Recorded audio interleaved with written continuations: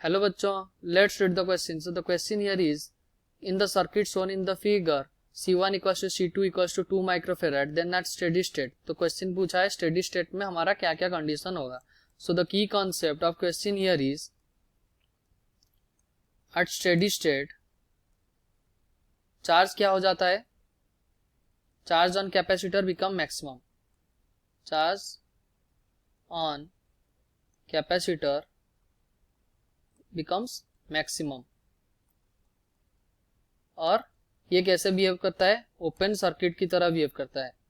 Open circuit behaves as open circuit. Okay, so हमारा current इसमें flow नहीं करेगा क्योंकि यह मैक्सिमम चार्ज ऑलरेडी एक्वायर कर लिया है.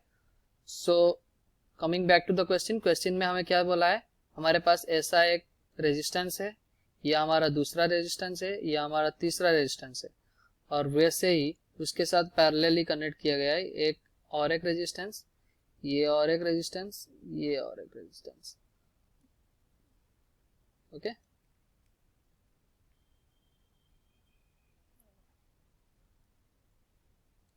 और यहाँ एक हमारा कैपेसिटेंस है और यहाँ एक दूसरा कैपेसिटेंस है. ये कैपेसिटेंस C1, ये C2, ये 1 ओम, ये 2 ओम, ये 3 ओम.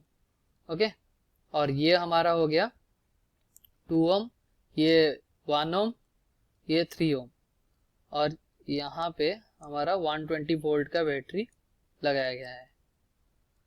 सो इधर देख लेते हैं, हमारा स्टेडी स्टेट जब अचीव होगा इसमें करंट क्या फ्लो करेगा? करंट फ्लो ही नहीं करेगा. इसमें भी करंट कितना फ्लो करेगा? करंट फ्लो ही नहीं करेगा क्योंकि स्टेडी स्टेट अचीव हो गया है. चार्ज तो फ्लो नहीं कर सकता. और तो हमारा तो ये हमारा ओपन हो गया. उसका मतलब ये ऊपर वाला और नीचे वाला पैरेलली कनेक्ट है. तो हम आर इक्विवेलेंट निकाल लेते हैं. आर इक्विवेलेंट कितना आ जाएगा? ये देख लीजिए, 1, 2 और 3 ये सीरीज में है. उसका टोटल कितना हुआ? 6, और नीचे भी 6. तो आर इक्विवेलेंट हमारा कितना है? पैरेलली दोनों 6 कनेक्ट है, तो 3 ओम हो जाएगा हमारा आर इक्विवेलेंट. सो हमारा करंट निकाल लेते हैं. करंट यहाँ करंट कितना फ्लो कर रहा होगा? I equals to V upon R. R equivalent उसका मतलब 120 अपॉन 3, इसका मतलब 40 एम्पियर. 40 एम्पियर का करंट फ्लो हो रहा है. तो इसका मतलब 40 एम्पियर का अगर करंट फ्लो करेगा तो इसमें कितना जाएगा? ये वाला ऊपर में कितना जाएगा? 20 एम्पियर का करंट जाएगा, और नीचे में कितना जाएगा? 20 एम्पियर. क्यों? दोनों का रेजिस्टेंस सेम है. ये भी 6 और वो नीचे वाला भी 6, तो दोनों में 20 एम्पियर चला गया. तो हम हर एक पॉइंट का पोटेंशियल निकाल लेते हैं. ये वाला पॉइंट का पोटेंशियल कितना आ जाएगा? 1 ओम कितना ड्रॉप करेगा? 1 into 20, दैट इज 20 वोल्ट का पोटेंशियल ड्रॉप होना चाहिए. और यहाँ कितना था पोटेंशियल? यहाँ मान लो हमारा दिया गया है ना 120 वोल्ट, तो इसमें 20 वोल्ट का ड्रॉप कर लेते हैं. उसका मतलब यहाँ 100 वोल्ट रहा होगा, और यहाँ 2 ओम का रेजिस्टेंस है और 20 एम्पियर का करंट आ रहा है. उसका मतलब ड्रॉप कितना होगा? 40 माइनस करना पड़ेगा 120 से, तो यहाँ 80. और यहाँ कितना होगा?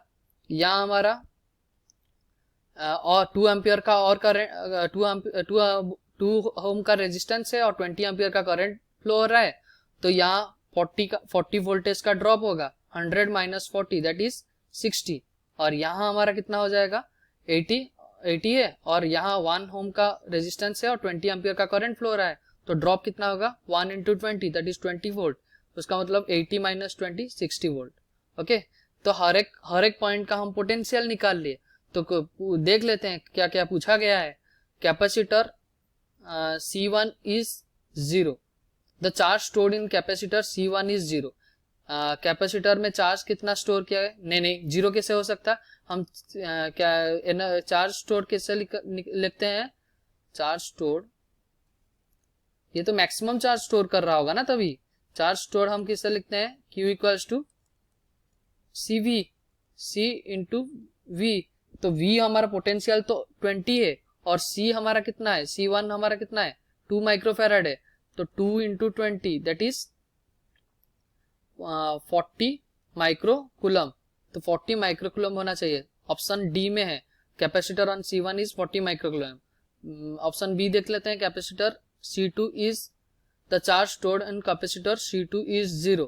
ओके, तो ये देख लेते हैं. ये 60 है, ये वाला कितना दिया गया है, ये 60 वोल्ट है और ये वाला भी 60 वोल्ट है. तो पोटेंशियल डिफरेंस अक्रॉस कैपेसिटर कितना हो गया, 0. उसका मतलब capacitance across C2, charge on C2 क्या हो जाएगा, दोनों में पोटेंशियल के अक्रॉस द पोटेंशियल C2 के अक्रॉस पोटेंशियल क्या है, 0 है.